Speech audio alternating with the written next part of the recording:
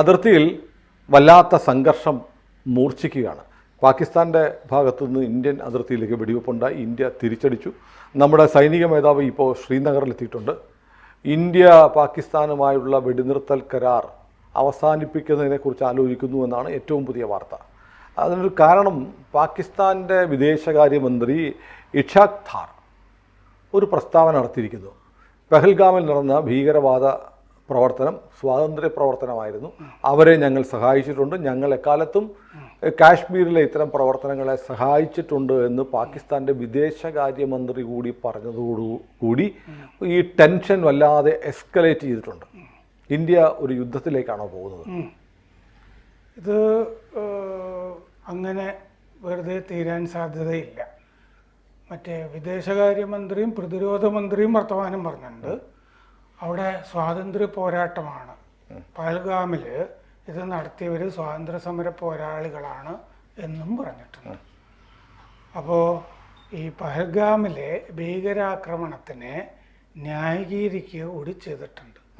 30 കൊല്ലമായി ഞങ്ങൾ ചെയ്യുന്നുണ്ട്, ഞങ്ങൾ ഈ ഭീകരപ്രവർത്തകർക്ക് സഹായം കൊടുത്തിട്ടുണ്ട് എന്ന് വിദേശ പത്രമായിട്ടുള്ള അഭിമുഖത്തിൽ പറഞ്ഞിട്ടുണ്ട്.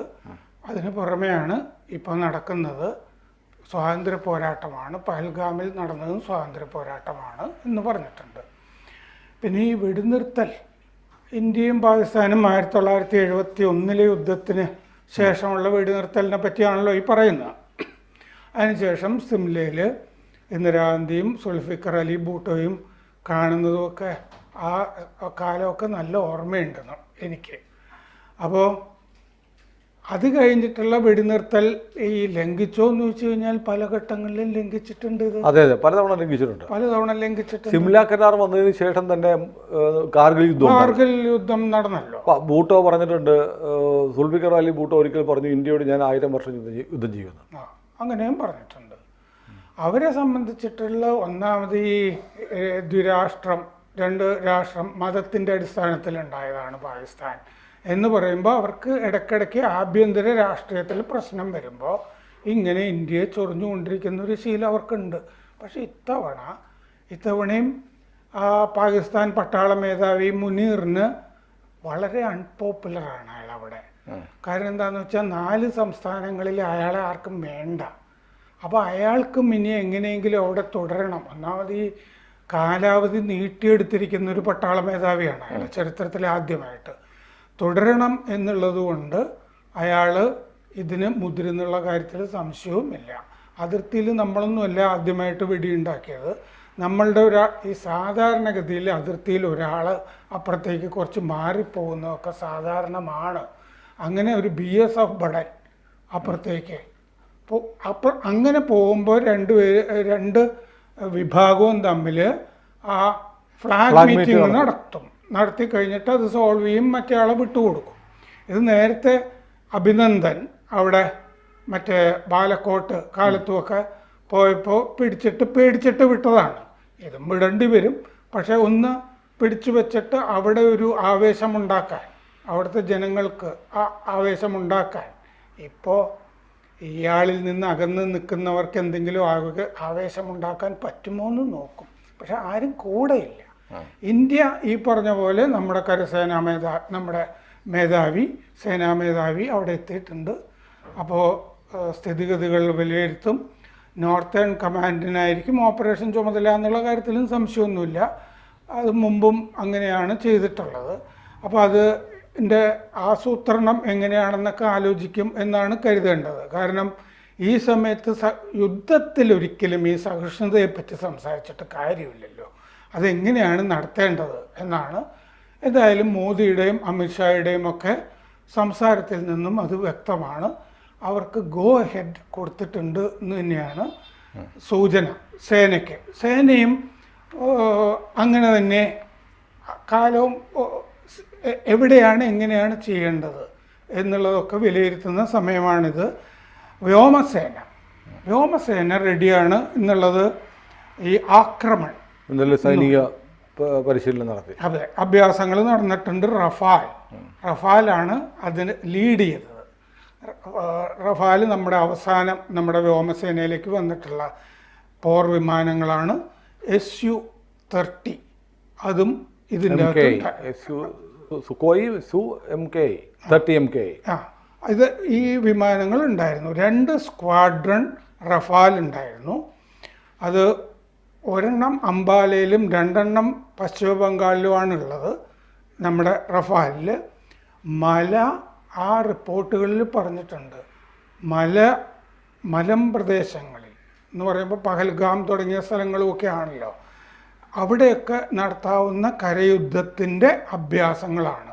അതായത് കരയുദ്ധത്തിന് വേണ്ടിയിട്ടുള്ള വ്യോമ പ്രതിരോധത്തിൻ്റെ ഡ്രില്ലായിരുന്നു നടന്നത് എന്നാണ് റിപ്പോർട്ടിൻ്റെ അകത്ത് റിപ്പോർട്ടിലുള്ളത്. റഫാൽ വിമാനങ്ങൾ നേതൃത്വം എന്ന് പറഞ്ഞാൽ അകമ്പടി മാത്രമല്ല, ബാക്കി കാര്യങ്ങളും കൂടി ചെയ്യുന്ന വിമാനങ്ങളാണിത്. മിസൈലും ഒക്കെ വഹിക്കുന്ന വിമാനങ്ങളാണ്. അപ്പോൾ ഈ സങ്കീർണമായ ദൗത്യങ്ങൾ നിർവഹിക്കുന്നതിൻ്റെ അഭ്യാസങ്ങളാണ്, ഡ്രില്ലുകളാണ് നടത്തിയതെന്ന് പറഞ്ഞിട്ടുണ്ട്. കരയാക്രമണം, ഇലക്ട്രോണിക് വാർഫെയർ ഇതുമൊക്കെയായിട്ട് ബന്ധപ്പെട്ട ഡ്രില്ലുകളായിരുന്നു. പല വ്യോമതാവളങ്ങളിൽ നിന്നും വിമാനങ്ങൾ നമ്മൾ നീക്കിയിട്ടുണ്ട്, ഫോർവേഡ് പൊസിഷൻസിലേക്ക് നീക്കിയിട്ടുണ്ട്, കിഴക്ക് ഭാഗത്ത് നിന്നും നീക്കിയിട്ടുണ്ട് എന്ന് റിപ്പോർട്ടുകളിലുണ്ട്. മലകളിലും സമതലങ്ങളിലും പോരാടുന്നതിൻ്റെ പരിശീലനങ്ങൾ കിട്ടിയ ആളുകൾ തന്നെയാണ് ഇതിൻ്റെ അകത്തുള്ളത്. കരയാക്രമണ ദൗത്യങ്ങൾക്ക് വേണ്ടിയിട്ടാണ് വന്നിട്ടുള്ളത് എന്ന് പറഞ്ഞിട്ടുണ്ട്. മെറ്റിയോർ എയർ ടു എയർ മിസൈലുകൾ വഹിക്കുന്ന വിമാനങ്ങൾ ആണ്. അപ്പോൾ ആകാശത്ത് നിന്ന്, അതായത് ഒരു വിമാനത്തിൽ നിന്ന് വിമാനത്തിലേക്ക് തന്നെ അയക്കുന്ന മിസൈലുകളും ഒക്കെ മെറ്റിയോർ വഹിക്കുന്ന വിമാനങ്ങൾ. ലോങ് റേഞ്ച്, ഹൈ സ്പീഡ്, പിന്നെ ലോ ഡ്രാഗ് മിസൈൽസ് എന്നൊക്കെ ഇതിൻ്റെ അകത്തുണ്ട്. അതായത് റാംപേജ്, റോക്സ് എന്നൊക്കെ പറയുന്ന മിസൈലുകൾ ഒക്കെ ഇതിൻ്റെ ഈ അഭ്യാസത്തിൻ്റെ ഭാഗമായിരുന്നു എന്ന് പറഞ്ഞിട്ടുണ്ട്. ഈ ഡ്രില്ലിൽ വ്യോമസേനയുടെ ആസ്ഥാനത്ത് നിന്ന് തന്നെ ഉള്ള നിരീക്ഷണം ഉണ്ടായിരുന്നു എന്ന് പറഞ്ഞാൽ മേൽനോട്ടം, ഹെഡ് ക്വാർട്ടേഴ്സിൻ്റെ തന്നെ മേൽനോട്ടം ഉണ്ടായിരുന്നു. ഉന്നതരായ ടോപ്പ് ഗൺ എലൈറ്റ് പൈലറ്റ്സ് എന്നുണ്ടായിരുന്നു. ഏറ്റവും മിടുക്കന്മാരായ പൈലറ്റുകൾ അടങ്ങിയ വ്യൂഹത്തിൻ്റെ പരിശീലനമാണ് നടന്നിരുന്നത്. അപ്പോൾ ഇതൊക്കെ സൂചിപ്പിക്കുന്നത് ഒരു യുദ്ധം ആസന്നമാണെന്ന് തന്നെയാണ്. നമ്മൾ റെഡിയാകുന്നു എന്ന് തന്നെ. 2019 ബാലക്കോട്ടിൻ്റെ സ്മരണകൾ ഏതായാലും സൈന്യത്തിനുണ്ട്. പുൽവാമയ്ക്ക് ശേഷം കഴിഞ്ഞാണ് റഫാൽ നമ്മുടെ സേനയിലേക്ക് വരുന്നത്.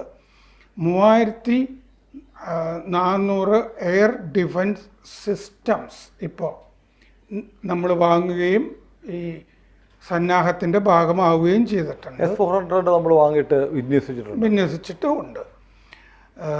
ശത്രു നിരീക്ഷണ വിമാനങ്ങളെ കൈകാര്യം ചെയ്യാൻ ഉള്ള വിമാനങ്ങളും ഈ ഡ്രില്ലിൻ്റെ ഭാഗമായിരുന്നു എന്ന് പറഞ്ഞാൽ പാകിസ്ഥാൻ്റെ വല്ല നിരീക്ഷണ വിമാനമൊക്കെ എവിടെയെങ്കിലും ഇപ്പോൾ പറന്നു കഴിഞ്ഞാൽ പിന്നെ അത് ചിഹ്ന ഭിന്നമാവുന്നുള്ള കാര്യത്തിൽ സംശയമില്ല.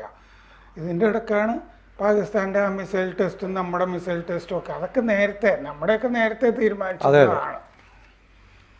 അപ്പോൾ ഏതായാലും നമ്മൾ വിചാരിക്കുന്നതിനപ്പുറത്ത് കാര്യങ്ങൾ വല്ലാതെ മുറുക്കം ഓരോ നിമിഷം കൂടി വരികയാണ്. ഇപ്പോൾ 24 മണിക്കൂറിലേറെ കഴിഞ്ഞിട്ടുണ്ട് നമ്മുടെ BSF ജവാൻ PK സാഹുവിനെ ഫിറോസ്പൂർ ബോർഡറിൽ നിന്ന്, പഞ്ചാബിൽ നിന്ന് അവർ പിടിച്ചുകൊണ്ട് പോയിട്ട് ഫ്ലാഗ് മീറ്റ് നടന്നു എന്ന് കേൾക്കുന്നുണ്ട്, അല്ലെങ്കിൽ അതോ നടക്കുമെന്നാണെന്ന് അറിയില്ല. ഏതായാലും അതിൻ്റെ വിശദാംശങ്ങളൊന്നും വന്നിട്ടില്ല. നമ്മുടെ ഒരു ഭടൻ ഇപ്പോൾ അവരുടെ കയ്യിലുണ്ട്. നമ്മുടെ 27ഓളം ആളുകളുടെ ജീവൻ പോയി. അപ്പോൾ വല്ലാതെ നിൽക്കുന്ന ഒരു സംഘർഷഭരിതമായ അന്തരീക്ഷമാണ്. സംഘർഷം കുറയാനുള്ള സാധ്യത കാണുന്നില്ല.